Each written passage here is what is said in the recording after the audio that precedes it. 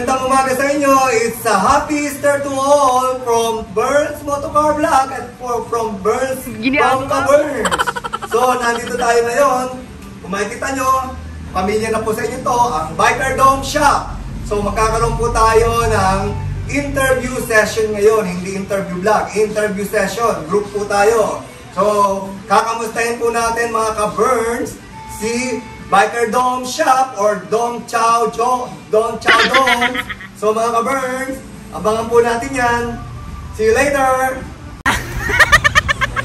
Ayan na po ang ating Biker Domes. Ayan, Tok Tok Boys.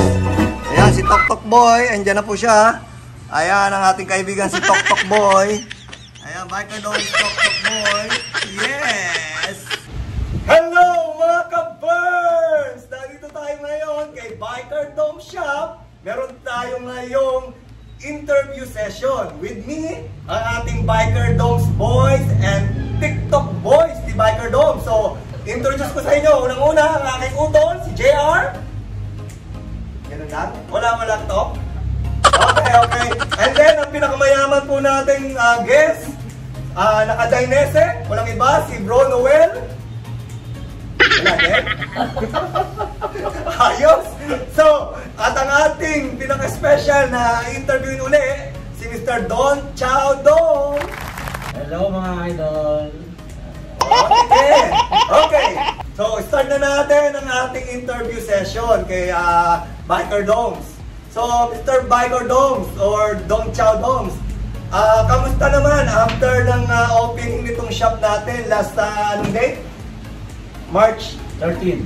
March 13. Ano na bang nangyari after ng March 13? Medyo matagal-tagal na rin po mga ka-Burns. So, Mr. Don Chow Domes, ano po bang balita after opening?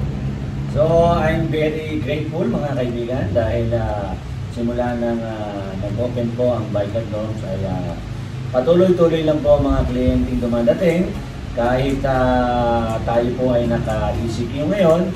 So, marami po tayong shipping.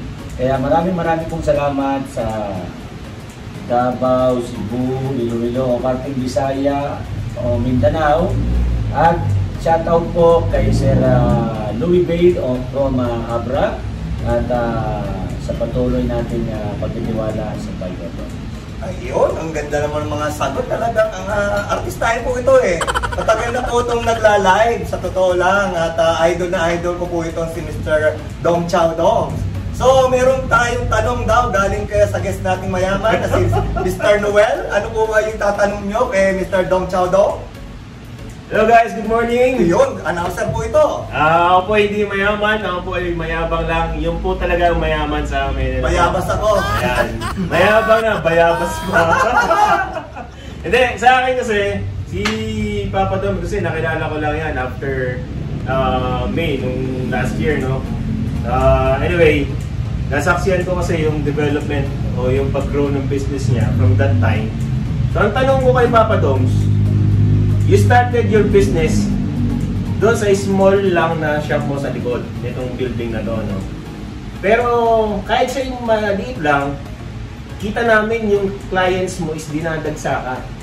So talagang mga service mo. Oo, yung servicing mo ay maayos, lahat dinadagsakan. Pinupuntahan ka pa, sinasadya ka pa.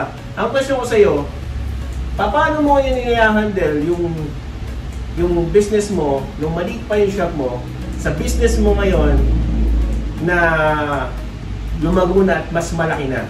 Kasi it's a different story na eh. Correct. Maliit na shop, from a bigger shop, mas malaking accountability, okay. mas malaking responsibilidad, mas maraming clients palalo. Okay.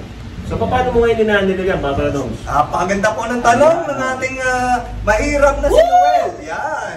Si TikTok Boys. Okay. So, mga idol, alam naman po natin lahat at mga naging client natin na kung saan po nag-umpisa ang Biker Domes. So nag-umpisa lang po tayo sa bahay, sa isang maliit na parking. So dahil tayo po ang humili po ng bike at meron din po tayong sariling C1000. So that's why binibigay po natin yung magandang servisyo sa pag-i-install at pagkakabit ng parts and accessories para sa inyong mga motor. So ngayon po, nakilala na po ang Biker Doms unti-unti. Kaya nagkaroon po tayo ng pagkakataon upang mag-move sa mas malaking pwesto. Tabing highway na po siya. So ang advantage po ng mas malaki at mas comfortable na shop ay nadadagdagan po ang ating mga client kasi comfortable na nga po sila dito sa lugar. Meron po tayong space para sa lounge ng mga bikers. So pwede silang magkape, manood ng TV habang naghihintay ng installation. And then meron po tayong parking sa labas. Ayan po, kami naman pong dalawang mag-asawa, inaayos po namin mabuti ang pag-aasikaso dito sa aming shop. At meron pa po kaming additional na tao para sa auditing at pag-aalaga ng Biker Doms page. Ayan, so unti-unti po mga idol, bibigay po natin kung ano yung mga magagandang bagay para makatulong sa mga big bikers. Yun. So, ang ganda naman mga kabers, makikita nyo naman kung yung kanyang coffee shop area natin, no? Napakaganda ng pwesto at makikita nyo naman sa background. Yan yung ating interview vlog sa opening, ha? So, huwag nyo kalimutan panoorin ang aking vlog, interview vlog kay Biker Doms. And now, magtatanong naman po ang aking utol, JR, kay Biker Doms, Dong Chow Doms! Hello mga kabers! Ayun, marunong na. Vlogger na po to someday. May boses pala yan. Pero parang wala eh, no? Ang tanong! Yun! Ito ang tanong ko kay Don. Yan! Kamusta naman ang sales? Yun! Ayun. So mga idol, alam din naman natin ang sa panahon ngayong COVID, lalo ngayon na ECQ pa. At lubos pa rin po ako nagpapasalamat dahil kahit papano hindi po tayo nawawala ng client. Kung wala naman pong client sa shop, so marami po tayong shipping like Mindanao, Visaya, and Luzon. Ayan. Ganda. So malalaman nyo mga kabirds, online na rin siya. Pwede kayo mag-order, pwede nilang i-ship mga kabirds lahat ng mga requirements nyo sa motorcycle nyo mga kabirds. So, ngayon, Mr. Don Chadong, my question naman, ano ba ang mga naging pagbabago niya after ng opening? Meron ka bang naging additional na mga items at padating? Actually, lahat po ikakari natin. Kung wala pa hong available at this time yung mga ibang accessories and parts, pero may mga ilan-ilan na po, like apparel, helmet, and other accessories ng mga motor. So lahat po ng brand, uti-uti magkakaroon na po tayo. Like sa Ducati, BMW, Kawasaki, Honda, Suzuki, Harley, and some other brand of motorcycle. Ikakari na po natin yan soon, uti-uti po mga idol. Okay, thank you very much, Mr. Don Chowdong. So, may magtatanong uli, ang pinaka-gwapo, macho, at mahirap at mayaman na si Mr. Noel. Take it away. Ito na lang po tayo mga kaibigan. Ayan, bingo announcer. Okay. Hindi, nakakatuwa lang kasi na kayong mag-asawa ay hands-on talaga sa business ninyo. Lalo na si shoutout kay Mami Jean, you know, na nandyan na sa baba. The UP graduate. Yeah. Na magaling mag-English. Ayan, ano. Anyway, ang tanong ko lang dyan is, since kayong dalawang mag-asawa ang hands-on sa business na to, doon pala sa maliit na shop, talagang abalang-abala na kayo. Paano nyo ngayon na-handle ang business na mas malaki, na kayo pa rin yung hands-on, pero mas madaming clients, tapos paano nyo nabibigyan pa ng time yung sarili nyo as mag-asawa sa sobrang kabisihan nyo sa business? Kasi importante yun eh. Pinag-isipan mga ka-burns. Ayun mga idol. So, nakahandle naman natin maayos ang samahan namin mag-asawa. Kasi ang importante, naandun yung pagtutulungan, naandun din yung unawaan. Minsan may nag-aaway, nagtatabuhan, nagkakamali. Pero lahat naman ng bagay na i-cooperate natin at napapaplanuhan upang maging maayos at happy ang buhay pamilya. Ayan. Ayan, napakaseryoso po ni Mr. Chow Doms. Naiiyak na po ako mga ka-birds. I love you, Mami Ching! Hindi mo sa ganyan ka, ano, pero na-share po niya sa amin yung story ng buhay niya, kung gaano sila nag-umpisang nung mag-asawa. So lahat naman nagdadaan, pero kakaiba po yung istorya nila. Soon, pwede rin natin pa-share sa kanila kung paano sila nag-umpisa. From talagang down to medyo kumikna na sila at alam natin, aangat pa. Ayan. So magtatanong ngayon, ang aking utol, JR. Take it away! Nagbabalik. Ito, medyo pinag-isipan ko to. Ayan. Yung tanong ni Noel. Nakakatakot? Wala. Wala sinabi. Wala sinabi. Wait, challenge pala to? Oo, ito, Mati. Ang tanong ko, ito. Ayan. Wala na, finish na. Kasi nakita ko, pinapromote mo itong Virex. Ay, lupit! Pwede mo bang ano ba din? Ito mga ito, ano ba itong Virex na to? Pangmumog ba ito? O ano ba? So guys, dahil alam naman po natin na sa panahon ngayon ay mahirap dahil nasa pandemic po tayo or coronavirus. Ayan. So, nag-provide din po tayo para mas maging maingat tayo dito sa shop at mas makatulong tayo sa ibang mga kababayan natin upang labanan o protektahan ang ating mga sarili at ang ating mga pamilya. So, nakaisip po tayo ng disinfectant or multi-use na pwede natin gamitin sa kahit na ano, even sa market o sa kung may mga tayong pet. So, gumamit po tayo ng Virex. Virex po ay benzalconium chloride. Ayan. So, dinadilute lang po natin sa tubig at nilalagay natin sa bottle sprayer para i-spray po natin kung saan natin gusto. Ito po ay eco-friendly. Wow! Hindi rin po nakakalason. Yun. Ano ba? Economic o environmental? Yan. Environmental friendly po siya. Hindi po harmful sa ating kalikasan. Ayan. Kung bad breath po kayo, pwede nyo pong gamitin pagbubo. Iyan, joke lang po yun mga ka-birds. Okay, medyo tumatagal na yung vlog natin ha. Medyo tutuloy na lang po natin, matatapos na po mga ka-birds. So, Mr. Biker Doms, Mr. Dong Chow Doms, alam ko marami po siyang alam tungkol sa motorcycle. Ano-ano pa ba, ano yung current na kinikater mong mga motorcycle at ano pa yung mga plano mong mga motorcycle na ikikater mo dito sa Biker Dom Shop? Yan, of course, magandang tanong yan. Ayan. Yeah, isa-isay mo. Yan. So mga idol, tayo po ay nagkakabit ng mga accessories, modification ng motor ninyo. Kasi minsan po, alam naman natin, mga common na po yung ating mga motor. So minsan po, nagpapabukit din po tayo ng other accessories or own accessories for your bike na kung ano ba yung maganda para din sa model bike at kung ano pa yung kagaganda ng iyong mga motor. Okay, magtatanong na naman ang ating TikTok boys. Ang macho man. Ay, kaya bumaba po ang Biker Dogs natin. So, balik tayo mamaya. So, balikan namin kayo. Teka. Ayan mga ka-birds, didikitan tayo ng ating kaibigan ng RNG sticker. Thank you very much. I love you, I love you, I love you. Ayun o. Ang tagal. Ayun o, RNG mga ka-birds. Mga ka-birds o. Busy. Kakabitan tayo ng RNG. Love you. Ayun o.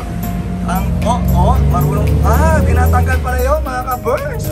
Pasensya na po at medyo mahina tayo sa mga ganito. At 3M pa pala ang kanyang RNG sticker. Original. From Rosie Garcia. Pangalan po ng nanay ko yan. RNG. Mga ba? Rosie Garcia. Yan po mga ka-birds. Monchow doon! Yung pala yung titing na yun, original, oh. Ayun na po. Yung pala yung pare, tatakot. Bayabas. Bayabas dito sa naman, bayabas. Ayan. Oh, RNG only at Biker Domes. Ay, hindi lalapat, brother. Ay, hindi. Hindi lalapat ka, kurbado eh. Ay, Pwede, lalapat yan. Malambot pa. Yes, sir. Oh. Yan dyan, no? Dyan, no? Mga ka-burns, oh. RNG. Yun, no? Thank you very much. Ito. Yun, oh. Ganun lang kasimple. I love you tayo. Malambot pa. I love you. Ayun, oh. Ganda. Woo! RNG. Thank you. Okay guys, welcome again, ano? Meron lang akong gusto sabihin na-share sa mga manonood natin ngayon, sa viewers ng mga Papa Burns natin, ano? Kasi si Biker Doms, nakita ko previously sa mga rides, meron yan dala-dalang maiwagang box. Hindi ko alam kung para saan, pero akala ko naniningil ng toll fee. Hindi pala. Meron pala siyang project para sa grupo, ano? Para makatulong din sa iba. So, hindi na siya nagpapasaya ng clients dahil napapaganda niya yung mga motor. Meron din siyang goal to help someone in need. Kaya itong box na to na nakikita ninyo, si Papa Doms na bahala magpaliwanag kung ano meron dyan sa box na yan. Tama. Ayan, okay. So mga idol, lahat naman po tayo ay dumadating sa mga pagsubok at problema ng bawat isa. So ngayon, dahil marami naman tayong kaibigan, nagkakaroon din tayo ng mga client. So naisip ko lang po na kahit papano sa ganitong pamamaraan ay makatulong po tayo dun sa mas higit na nangangailangan ng ating mga tulong. So nakaisip ko po na magkaroon ng charity box. So every time na may pupuntang client dito at nagpapagawa, so sinasabi ko sa kanila na maglagay sila dito kahit na magkano sa abot ng kanilang makakaya upang tayo ay makatulong. So ito pong charity box na ito ay pangalawa sa charity box na nauna. Meron kasi akong charity box na panglagay sa motor. Ito naman dito sa shop para makalikom tayo. Pagbubuksan po natin ito ay kasama po natin ang buong grupo para sila mismo ang makakasaksi kung magkano ang nilalaman ng charity box natin. At itutulong po natin yan like sample sa mga orphanage o kaya sa mga bahay ampunan na napabayaan na ng mga kanilang pamilya. Ayun, ang ganda ano po ng mga Very nice. plano po ni Mr. Biker Doms. Napaka-inspiring po talaga. Even may shop siya, nagla-live siya, ang magkaroon ng charity. So actually, maganda tong idea na galing sa kanya. So, I will take this opportunity, tulad ng sinabi niya, any amount po mga ka-burns, pwede po tayong mag-donate o magbigay para sa charity. Unang-una na po ako maglalagay dito, para actually, sila po ang meron na dati. So, huwag lang po kayo mahiya. Punta lang kayo sa Biker Doms kahit wala kayong bibilin. Pwede rin po kayong mag-donate o magpunta po para mag-drop sa charity box po niya. So para ito sa charity ng lahat, para sa plano ng Biker Domes Shop, maraming salamat. And para sa huling tanong ko kay Mr. Biker Domes, so eto, paano mo ba na-maintain yung mga current group mo? Alam ko marami po si Don Chow na grupo na sinasamahan, at alam ko nag-umpisa din po ako sa kanya yung unang pakilala ko sa inyo, na malaki po na itulong niya, lalo sa mga big bikes na mga question nyo. Very open po siya, kahit sobrang busy, entertain pa kayo niya. So wala pong bayad yun mga ka-burn. So paano mo minamaintain itong mga grupo na to? So lahat naman po tayo may mga kanya-kanya grupo at may mga kanya-kanya tayong sinasambahan ng mga kaibigan. So ngayon po may shop na po tayo ng medyo malaki-laki. Ina-adjust lang po natin yung mga ride natin or schedule sa mga other motorcycle group. So alam din naman po nila na medyo busy tayo. Ang importante po sa atin ay ang masaya, maayos at enjoy na riding group.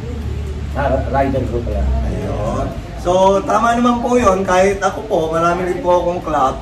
So let's enjoy. Kumbaga, tulad ng sinasabi natin na it's just, kumbaga, samahan, kumbaga, camaraderie, team building, yan, yung mga pagsamahan ba, so, ng mga big bikes o anong marami tayong magagawa. Let's enjoy the ride and safe. Tama naman yun, keep safe. So, huling tanong ko na lang po kay Biker Doms, unang-una, ano po ba ang masasabi nyo na ngayon na meron na kayong shop? Ano ba? It's time for you to say thank you, promote for the last interview session natin. Ano naman ang masasabi mo, Mr. Dong Chow Doms?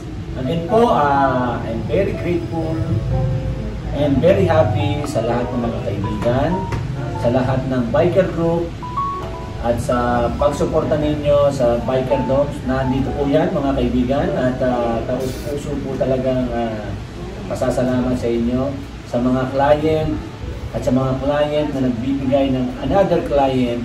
Maraming pong salamat. Matuto lang po tayong mangarap, work hard, and lagi po tayong tapat sa ating mga ginagawa, at wag po tayong makakalimot lalo na doon sa itaas. At lahat po ay masusunod sa tamang panahon. Alright? Okay, ganda. So, ibigyan ko po ng dalawa ng last message yung ating mga kasamahan, si Biker Doms Boys. Unang-una, si Uto JR, last message mo para kay Biker Doms? Or Dong Chow Doms? Ako, masaya din ako para sa'yo. Kasi nakita ko rin naman pinag-umpisan mo. Yung doon sa parking. Kasi yan, meron ka ng sariling shop na maganda, tapos kompleto pa. Siyempre. And then, sir yan, nakita ko, hindi ka rin nagbago, ganun ka pa rin. Kung ano yung umpisa, ganun ka pa rin. Jackie Chan ka pa rin. Basta ganun lang palagi. Maintain mo lang yan kung ano yung attitude mo noon. Hanggang ngayon, sana huwag magbago, ganun pa rin. Kasi alam ko, yan din yung nakikita sa'yo ng ibang member, ibang group, o ng mga ibang customer mo. So, yun lang. Thank you. Thank you sa Suman. Okay. Ang ating kaibigan pang isa, Mr. TikTok Man, Mr. Noel. Siguro gusto ko na rin lang i-grab yung opportunity na to, para magpasalamat kay Papa Doms. Salamat unang-una, syempre sa friendship. Hindi matatawaran yon. Ikaw ay isang mabuting tao at talaga marami kang natutulungan, marami kang napapasaya, and definitely marami kang talagang kaibigan. Hindi lang dito, out there, sa lahat ng nanonood, napakarami mong kaibigan. At wala akong ibang ngangad para sa business mo, kundi mag-continue na lumago at talagang mag-prosper pa ang iyong buhay at ang kasama ng iyong buong pamilya.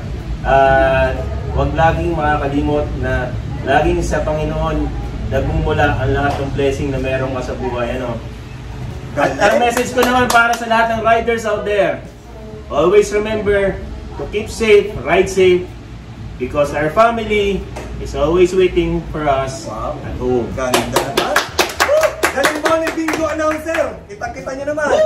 Okay, ako naman, ang last message ko sa kaibigan kong si Dong Chow. Truth, totoo po to sa puso ko. Ngayon ko lang po sasabihin sa inyo na si Dong Chow Don, siya rin po ang naging idolo ko para mag-vlog ng ganito. So nakita ko po sa kanya kung paano siya mag-live. Kita nyo naman, mga pinag-umpisan namin para kami mga pakalat-kalat na siraulo. Joke lang. Kung ano-ano pinagsasabi namin. Thank you, basahan to. Okay, mga ka-Burns, masasabi ko lang kay Don Chow, keep kung ano man meron ka, tuloy mo lang lahat ng mga ginagawa mo. Kasi kita naman natin na may bless ka, pati lahat meron ka ng shop. So, supportahan lang po natin ang bawat isa. Lahat ng club niya, pati siya mismo po, lahat po ng ano niya. So, lagi po tayo, abang lang po natin ang mga update natin kay Biker Dom Shop. Kaya ito po, maraming salamat lahat. Laging sinasabi ni Ka-Burns, live life to the fullest because YOLO once! Okay, tatawagin natin, meron tayong isang bisita ngayon, Mr. Harry. Ayan, siya po yung kaibigan natin na kagahapon ko lang po siya nakilala. So, gusto rin niyang pumunta dito sa shop ni Biker Doms, ni Don Chow. Harry, kami. Pakilala ko muna sa inyo si Harry. Harry, anong nickname mo tsaka last name mo, Brad? Tsaka tagisang ka? Hi, ako si Harry Squivias, taga San Jose, Batangas. So, shoutout nga pala kay Ka-Burns tsaka sa Biker Doms. Thank you. Tapos, shoutout na din sa Z1, Solid Z1 Bros. Pati sa Zigcat Lifestyle. Thank you. Okay, thank you very much, Harry. Thank you very much sa lahat. God bless us all.